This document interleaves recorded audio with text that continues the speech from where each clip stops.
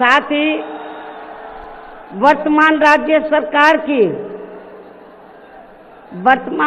सरकार की भी बहुत बहुत आभारी है।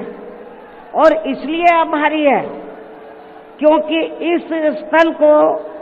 देखने वाले लोगों के टिकटों का इकट्ठा हुआ पैसा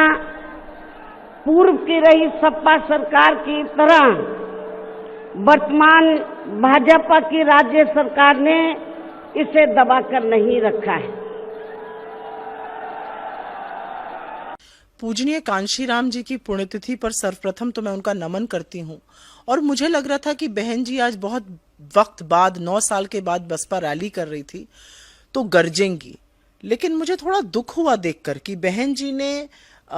जब बात की तो उन्होंने भाजपा की उत्तर प्रदेश सरकार की तारीफ करी, उस सरकार की जिसके कार्यकाल में दलितों का उत्पीड़न और अपराध में यूपी नंबर 1 बन गया। उस सरकार की तारीफ करी जहां पर पिछले हफ्ते एक दलित युवक हरिओम की पीट कर हत्या कर दी गई रायबरेली में, एक देवी शंकर नाम के दलित युवक की हत्या कर दी गई प्रयागराज में क्योंकि उसने बोझा उठाने से मना कर दिया था। इस तरह के दलित उत्पीड़न और इस तरह के दलित अत्याचार के रहते हुए बहन जी तारीफ करें भाजपा सरकार की, मुझे बड़ा दुख हुआ ये सुन के,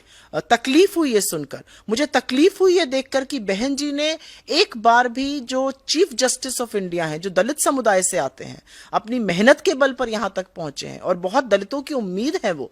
उन पर